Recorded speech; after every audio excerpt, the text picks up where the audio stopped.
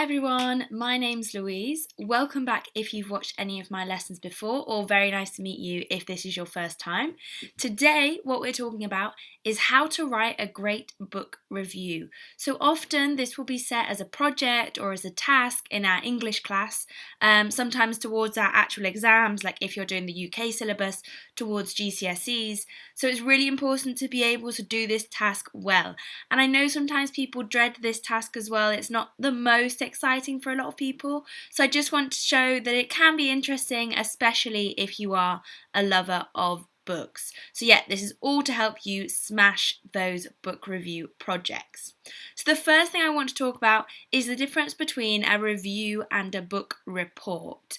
So a book review is not just a summary of the plot, and this is, I think, probably the biggest mistake that a lot of us make as students at school trying to write a book review. We just summarise exactly what's happened in the book and tell that to someone else. That is not a review, that is a book report. So we're going to really try and avoid doing that.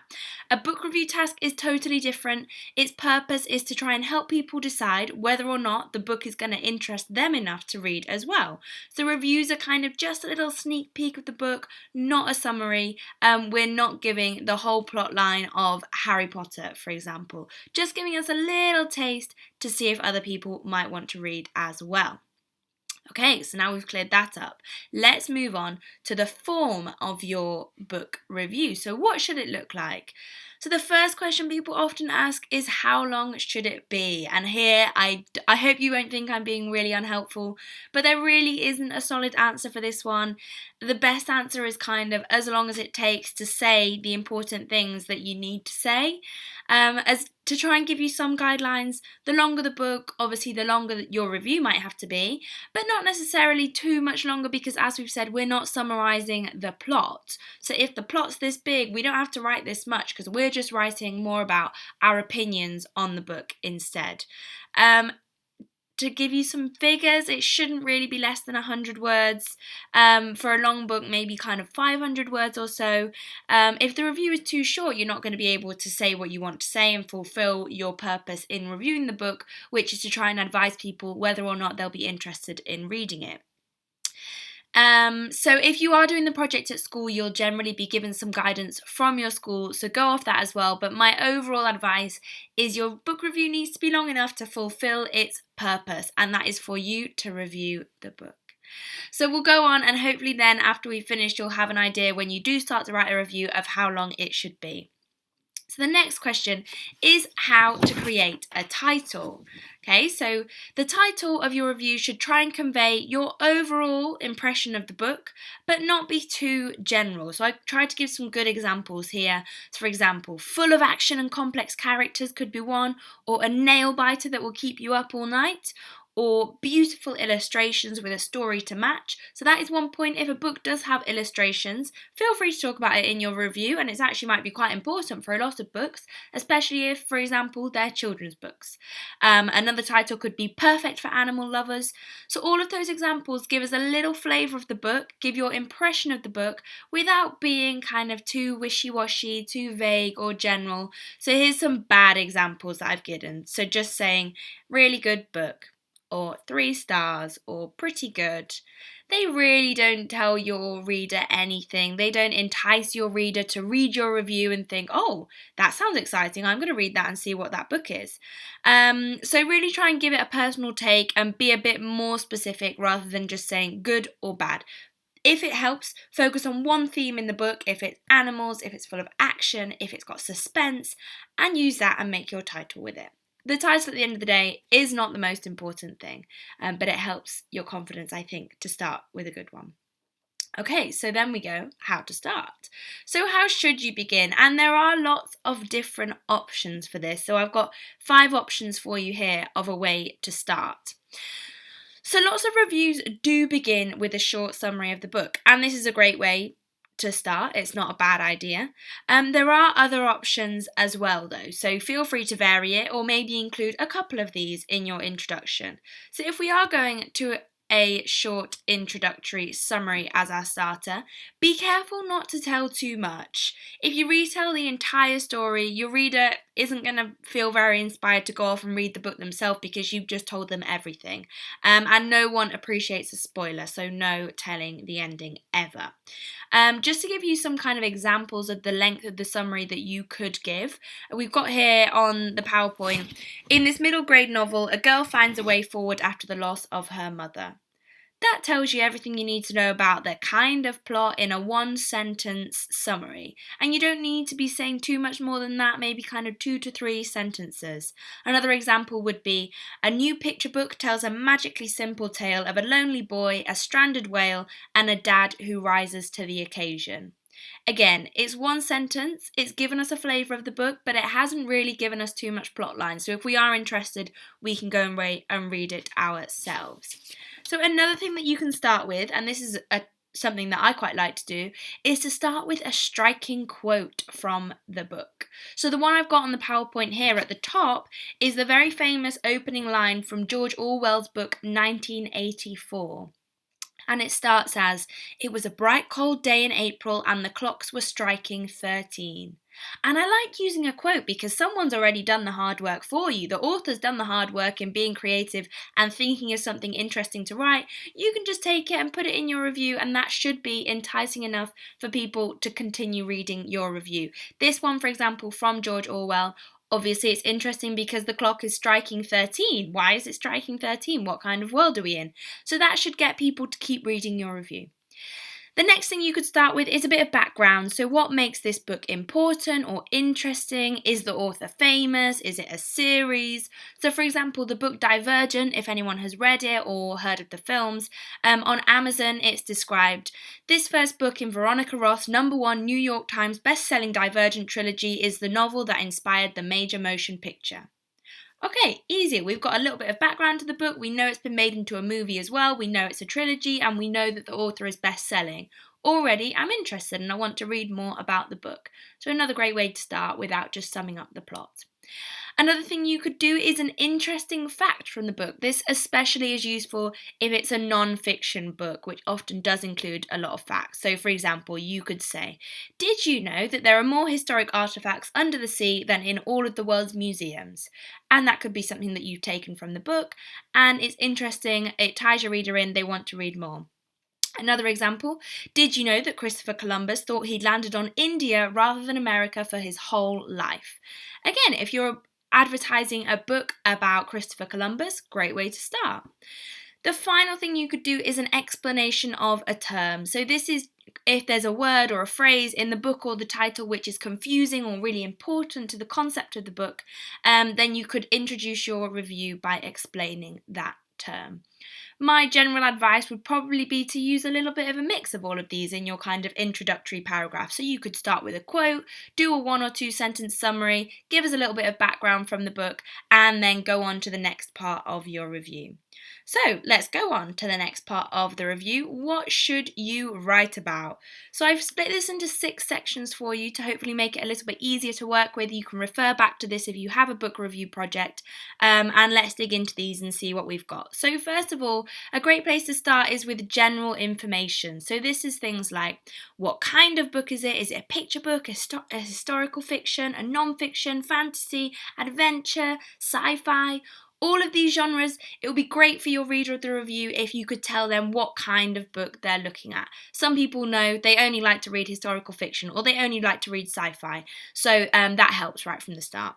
The next thing you could do is say things like, does it belong to a series? How long is the book? Was it easy to read or was it challenging to read?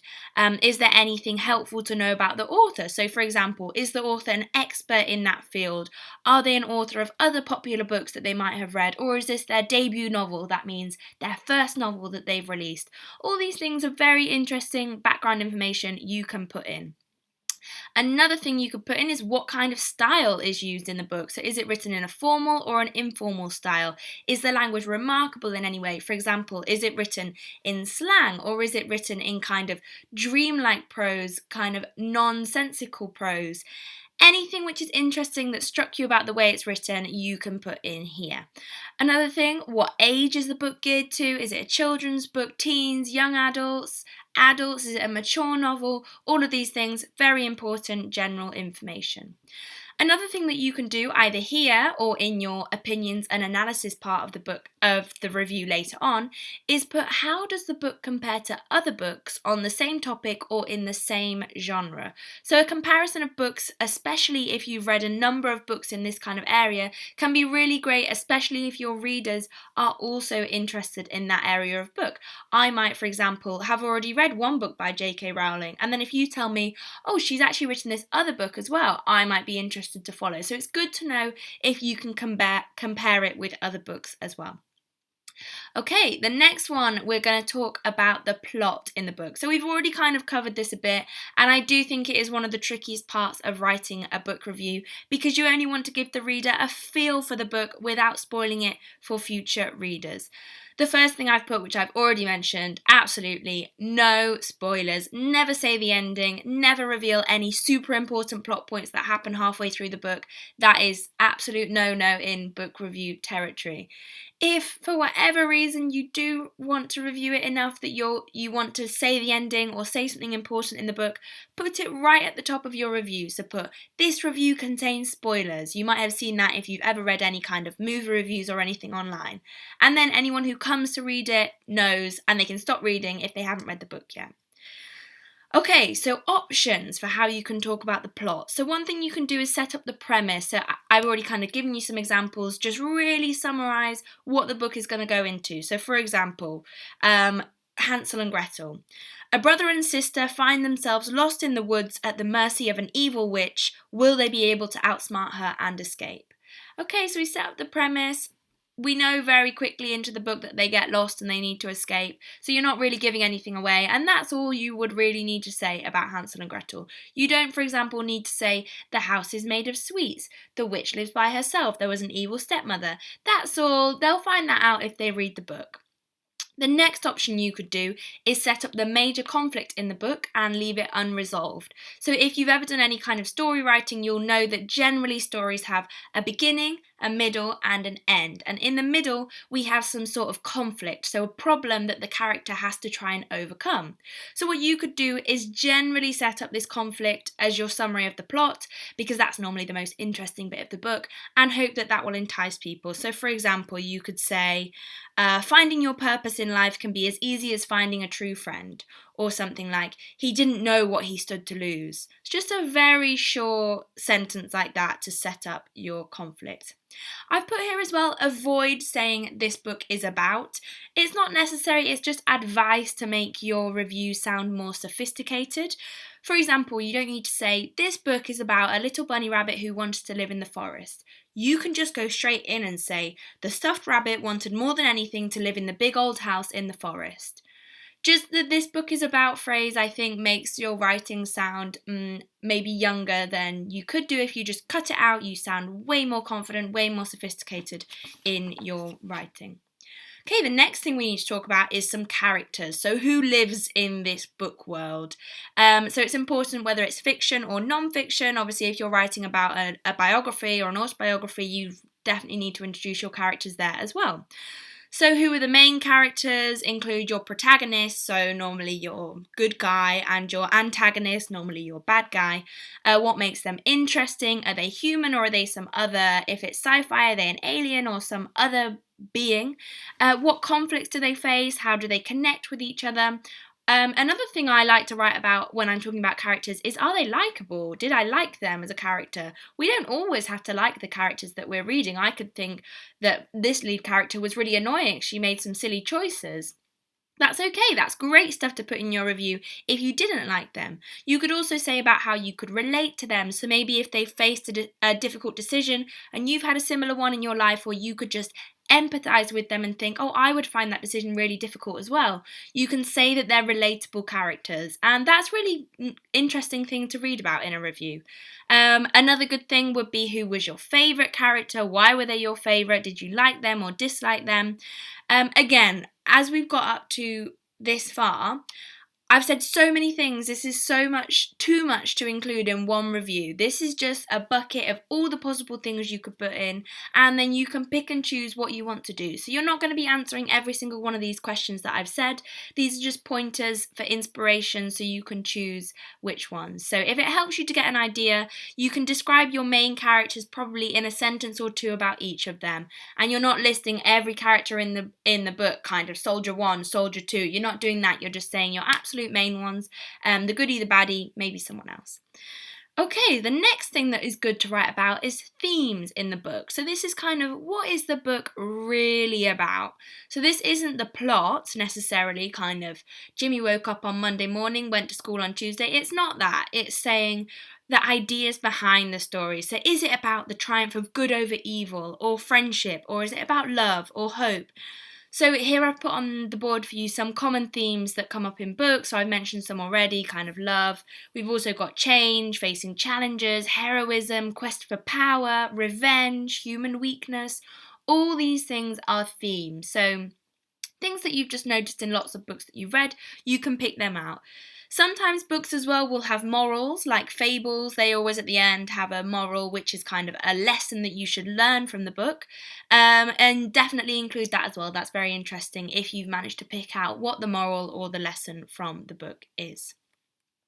The next thing that's great to talk about is setting. So where are we? Is the book set in the past or the present or the future even? Are we in this world or is it a fantasy world? Are there things about the world that you recognise? Are there things about the world that were really interesting? Is the setting unclear and fuzzy? Kind of we don't really know where we are. And again, you can evaluate how well you think the author has set the scene. You don't just have to describe it. Again, we're not just describing the plot. Similarly, we're not just describing the scene. We're trying to review it and say, did they set the scene well? What was interesting about the way that they set the scene? Would I like to live in this world? You can do those kind of evaluations as well. So we're now on to probably what's going to be the biggest part of your review, which is opinion and analysis. So the things that we've spoken about up to now, I think that they should probably take up about 50% of your review. And 50% should be your opinion and your analysis. And I know this can be really scary, and I know it can be scary to give your own opinion, especially if you're reading something by Tolkien, the person who wrote Lord of the Rings. You know, who am I to be criticising the book of such an accomplished author as that? But that's what book review's for. It's your space to say what you genuinely think, so please don't be scared just to give your opinions. That is really what makes a good review.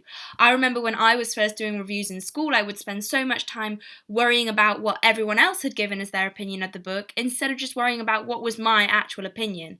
So my advice would be just to sit down, take a little bit of time and think about what did you think about the book, and then that will make some great content for your review. So just some kind of prompts, some possible questions you could think about. First of all, did you enjoy the book? That's a great one to start with. And why not? So don't just say, I enjoyed it and move on. You need to explain to us why you enjoyed it. What did you like about it? Did the book engage your emotions? I really like this one. So did it make you cry? Were you thinking about it for days after? Did it make you really frustrated or angry? All of these things are what reading is for, to bring out your emotions. So if it does bring out any emotions in you, please talk about them in your review. Another thing you can talk about is what was your favourite part? What was your least favourite part? Was it funny? All things like that. General opinions, anything that struck you about the book, you can definitely talk about. Okay, so that's pretty much the bulk of the content of your review. I just thought I would also give you some kind of general tips and ideas that you can use. So as I've already mentioned, as a way of starting your review, throughout it's great if you can also use quotes and phrases from the book. So if I'm trying to say, oh, Sam was actually a quite boring character and I didn't really like the way that he spoke to other characters. Example. Find an example from the text which you think gave you that impression. Okay? So great to use quotes and phrases from a book. The next thing is it's really good to have a conclusion. So at the end, don't just kind of leave it hanging. Your conclusion can really just be one sentence saying, for example, overall, this book is a terrific choice for anyone who loves animals or for anyone who loves drama. All these kind of things you can say in a little one sentence conclusion just to finish yourself off. Another thing I would suggest is to have a go at reading some other reviews. I know this has kind of been an overload of information and it might be difficult to visualize what I'm trying to get you to be writing like, but if you do read some great book reviews, you'll see what I mean. So that would be my advice. The next thing is make it fun and personal. It is a personal piece of writing, it's an opinion piece, it's not factual and boring. You are here to tell us what you think. If you're a person who normally makes jokes when you tell people your opinions, do that in your review. We're supposed to get a bit of your personality as well, and that's reflected in your opinion. So please feel free to make it fun and personal. My last bit of advice would be to have a go. So have a go at writing a long review.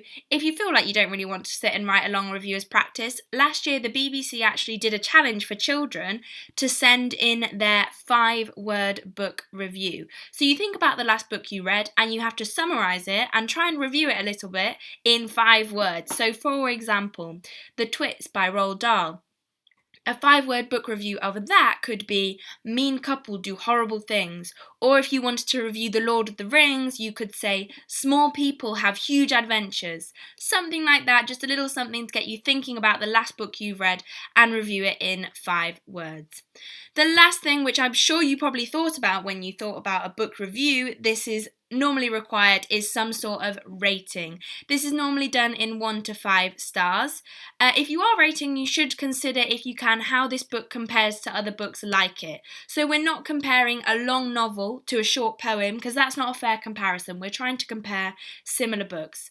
It's also important to remember that I don't think generally when they're asking for a review out of 5 stars that you can only give 5 to the very best book you've ever read. I would say it's more like 5 stars means you're really glad you read it and you loved it. Doesn't have to be your favourite book ever. 4 stars is kind of, I liked it, it's definitely worth reading. 3 stars, it was okay, maybe you wouldn't recommend it to someone. 2 stars, you didn't like it. And 1 star, you hated it. Okay, so that would be my general advice for giving a star rating to your reviews. So I hope that this has helped. Take all my advice in terms of having a go and reading other people's writing if you do have a book review project coming up at school, and feel free to refer back to this if a project does come up in future. So thank you very much for listening, everyone, and hopefully I'll see you in some other lessons. Thank you.